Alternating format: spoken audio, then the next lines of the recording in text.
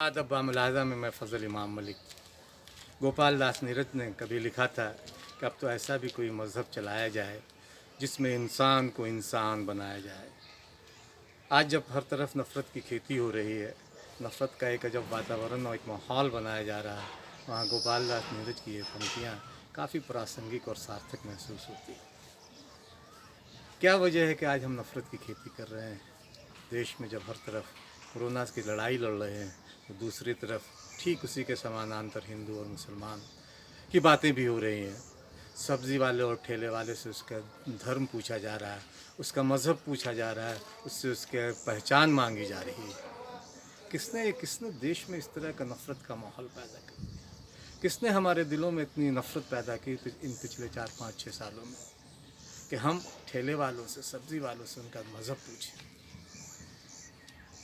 उनसे उनके हिंदू और मुसलमान होने का सबूत मांगें, उनसे कहें कि तुम्हारी सब्ज़ी हिंदू है कि, या उनसे कहें कि उनके फल मुसलमान हिंदू हैं, उनके फल मुसलमान हैं। ये किसने हमारे अंदर ये बातें डाली? कोरोना की लड़ाई के वक्त भी एक अजब माहौल बना कि तबलीगी जमात को लेके बहुत सारा आडंबर रचा गया, बहुत सारी बातें, बहुत सारी फ़र्ज़ी ख़बरें, और फ़र्ज़ी ख़बरें चलाने वालों में चैनलों के प्रमुख लोग भी थे जिन्हें पुलिस ने जिनकी ख़बरों का खंडन किया, उसी अंदाज़ में जिस अंदाज़ में उन्होंने ट्वीट किया, उन्हीं के ट्वीट पर रिट्वीट करते हुए ख़बरों का खंडन किया।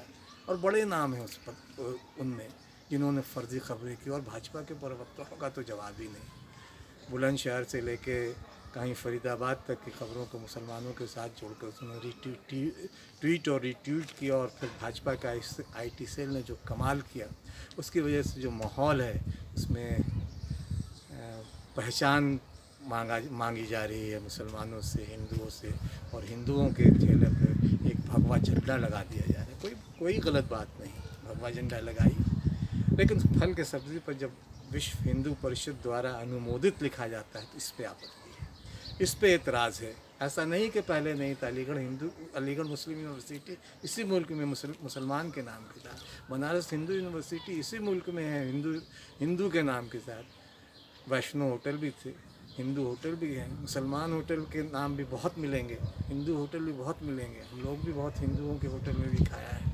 वैष्णव होटल में। जैन शिकंजी के नाम से देखिए, जैन शिकंजी पूरी के कड़ी है उसकी, सरदारों का ढाबा भी मिलेगा। लेकिन इसका ये वो किसी नफ़रत को जन्म देने वाली परंपरा नहीं रही है, वो सिर्फ लोगों को एक दूसरे के साथ खड़े होने वाली परंपरा है। उससे ये ने ऐसे नाम रखकर लोगों को बांटने की कोशिश नहीं की गई। वो हिंदू होटल या मुसलमान होटल या सरदार का ढाबा या वैष्णव होटल, इससे कोई एक प्रतीक के तौर पर इस्तेमाल किया। इससे वो दौर वो था जहाँ नफ़रत, इस तरह से नफ़रत की फसलें नहीं लहलहा रही थी। इसलिए आज जब इस तरह की बातें होती हैं, जब ठेले वालों से भाजपा के विधायक सुरेश तिवारी हों या राजपूत हों, वो जब उनसे उनका नाम पूछते हैं, उनका मज़हब पूछते हैं, उनसे कहते हैं कि उनकी आर्थिक नाकेबंदी करो, आर्थिक बाइकआउट करो। अरे किसका बाइकआउट करो? फल किसके खेत से लेके आ रहे हैं पता है आप सुरेश तिवारी को या राजपूत को? भाजपा ने तो चिट्ठियाँ जारी कर दी, कह दिया कि इनके खिलाफ़ कार्रवाई होनी चाहिए, उनसे कारण बताओ नोटिस भी लिया। लेकिन पत्र की भाषा देखिए, वो एक औपचारिकता है, बस खानापुरी। लोगों में जब ये खबरें गई, चाहे वो सुरेश तिवारी को हो या फिर दूसरे विधायक ब्रजभूषण राजपूत को, सुरेश तिवारी की चिट्ठी देने के बाद वो दूसरे विधायक जी ने उत्तर प्रदेश में इसी तरह का खेल किया, पूछा तुम हिंदू हो मुसलमान हो, निकल जाओ यहाँ से। ये नफ़रत आखिर आया कहाँ से? इसमें चैनलों की भूमिका भी बहुत बड़ी रही है। चैनलों ने जिस तरह से तबलीगी जमात को लेके सारा आडंबर रचा, छुपे हुए जैसे शब्द का एक नया मुहावरा रचा, एक नया शिल्प गढ़ा, छुपे हुए, मस्जिदों में छुपे हुए। अरे मस्जिदों में मौलाना नहीं रहेंगे तो कौन रहेगा? मंदिरों में पुजारी नहीं रहेंगे तो मौलाना रहेंगे? मंदिरों में लोग छुपे हुए नहीं हैं तो आपने कभी चैनलों ने कभी ये नहीं कहा, मीडिया के भी बहुत सारे जो सोशल मीडिया पर इसी तरह की बातें होती रही छुपे हुए, तो ये नफ़रत कहाँ ले जाएगी?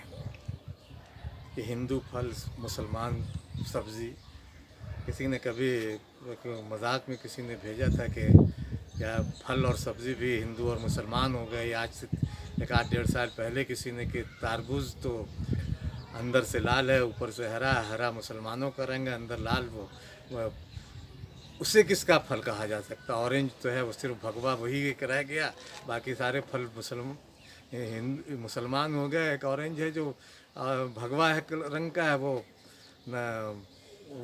हिंदू हो गया। तो इस तरह की सारी कई बातें हुई।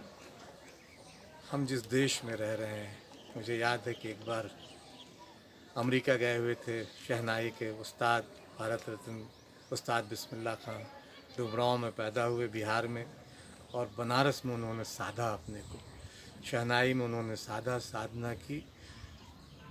और शहनाई की जादूगरी आज भी ऐसी कि उनकी शहनाई सुन के आदमी अपनी सुध-बुध खो बैठता है। तो अमेरिका जब गए तो वहाँ लोगों ने कहा कि यहाँ बस जाइए, अमेरिका के हो जाइए। उन्होंने कहा तो सब तो ठीक है, आप सब कुछ मुझे देंगे, लेकिन बताओ कि गंगा कहाँ से ला के देंगे? तो हमारी तहज़ीब, हमारी संस्कृति, हमारी तमद्दुन, हमारा जो लहू एक दूसरे के साथ है, वो लहू तो साझा है, हमारी पीड़ा साझा है, हमारी खुशियाँ साझा है, हमारे दर्द साझा है।